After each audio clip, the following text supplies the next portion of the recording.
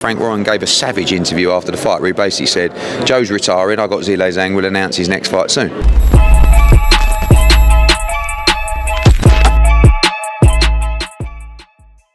This is Jonathan Aguilar, fifth Pro Boxing Fans here in Ireland with Eddie Hearn at Taylor Cameron 2 press conference, or Cameron versus Taylor 2. Right.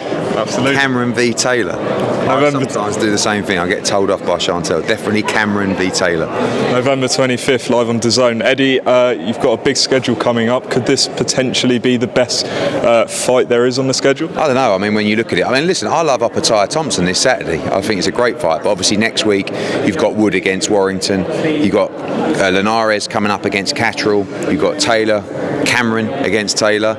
You've got, hopefully, Devin Haney against Regis Prograis. You've got Bam against Sonny Edwards. I mean, you've got so many great fights to choose from. But I think the atmosphere last time was just incredible. And I think everything that's on the line. And, you know, Katie Taylor will always say it's just another fight. But let's be honest, you know, this could be career defining for Katie Taylor at this point. I think she feels like she's going to be better this time around. Chantelle feels like she's going to be better, stronger.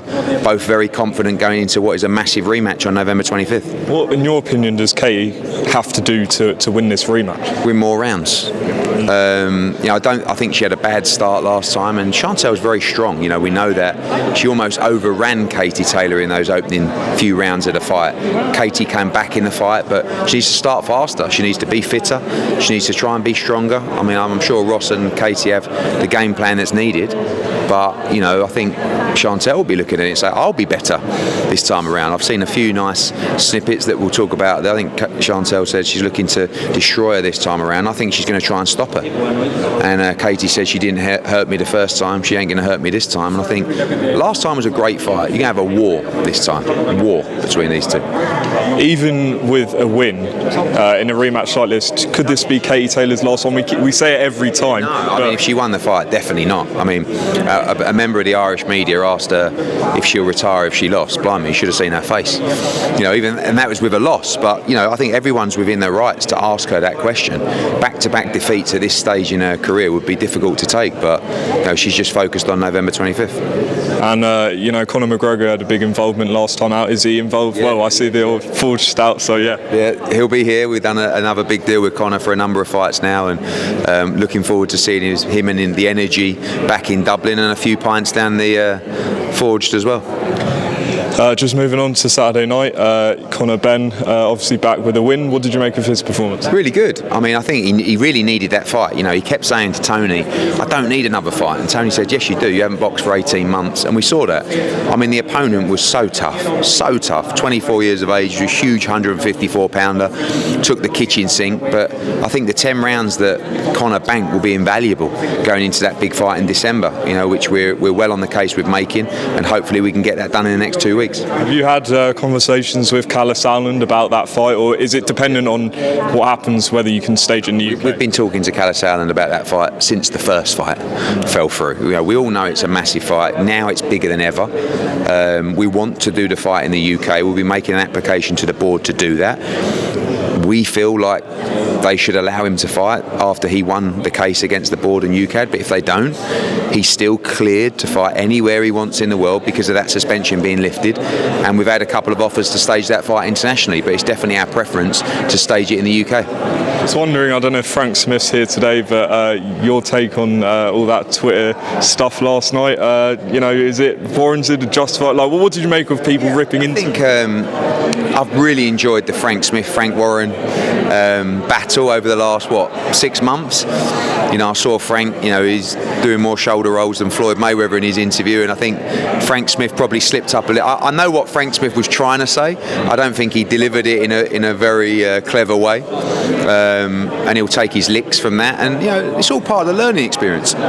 Frank Smith's going to be around a long time. He's the best operator in boxing. He just completed the big deal for us in Japan. You know, he's a deal maker, and I think putting him in front of the camera is an important part of the education.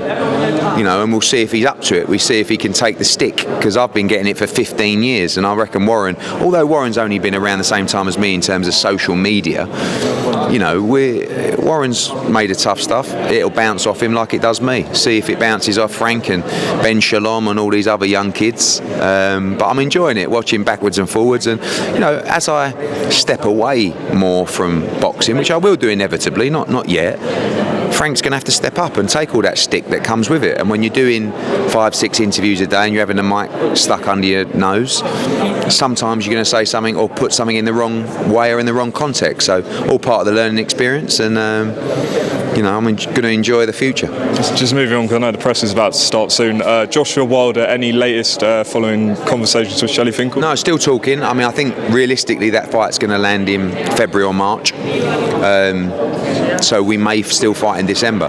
If that fight is signed and agreed, we may wait. But at the main time, we're just keeping our options open to fight in December, but still explore the Wilder fight. We've had an offer from the Middle East for that fight. We can do it in Vegas. We can do it at Wembley. But it's definitely a fight we want, Deontay Wilder. Froch said you would 100% shy away from putting Joshua in with Zhilei Zhang, would you? No. I mean, we've looked at that fight before. There wasn't the money in that fight in China, and now there might be the money for that fight. Joshua beat Zhilei Zhang in the amateurs, and he's always liked that fight. But Joe Joyce made Zhang look like Sonny Liston, a southpaw Sonny Liston, and I think that he's going to be interesting to see what he does next. 100% open to that fight. If there's money for that fight, we'd definitely look at it. Do you agree with Bellew, who says that Joyce's punch resistance has basically gone completely? I don't know gone completely, but nowhere near what it used to be. And I don't like saying a fighter should retire. It's not really my business. If you're asking me as a fan, yes, I think Joe Joyce should retire. I think his punch resistance not what it was. And when you've got a fighter that fights with his face, and that's his biggest attribute, and that goes, he hasn't got any other attribute. He's not fast. He ain't got good feet. He doesn't throw breathtaking combinations. He's just really tough with a great chin. But that's gone. So now it becomes dangerous, especially, people saying about, what about Joshua against Joe Joyce? No disrespect. Joshua's a different animal to Zhang. Speed, combinations. I mean, that would be frightening to watch. And Joe Joyce had a great career. But he's got fights left with Frank Warren. That's why Frank Warren gave a savage interview after the fight where he basically said, Joe's retiring, I got Zhilei Zhang, will announce his next fight soon. But I had to backtrack on that. But Joe Joyce has got fights with Queensberry left. So he'll probably be saying, no, I want them, and I want an easier fight this time around. So we'll see. Belanga was in Orlando. Did you get anywhere with the Munguia fight? Yeah, it's not going to be next. I think it looks like Munguia might be facing John Ryder in January, which would be a great fight. And I think Edgar fight around the same time. And then we look to make, if Munguia and Belanga come through that, make that fight in the early summer of 2024. Both guys are up for it. John Ryder's got other ideas, but yeah, I think that you'll see that middle of next year. So have you offered Ryder the Munguia fight? Yeah, he's bang up for it. Actually, just finally, Canelo Charlo this weekend on DAZN, I believe, in the UK. How's that going to go? Yeah, I don't know if that's been announced officially yet, but I think there's a good chance of that. It's a great catch for them and UK DAZN subscribers as well. I see Canelo stopping him late in the fight. I think he looks motivated. I think he's fit now after the operation, and I think he wins the fight by stoppage. Eddie Hearn, thanks for your time. Appreciate it.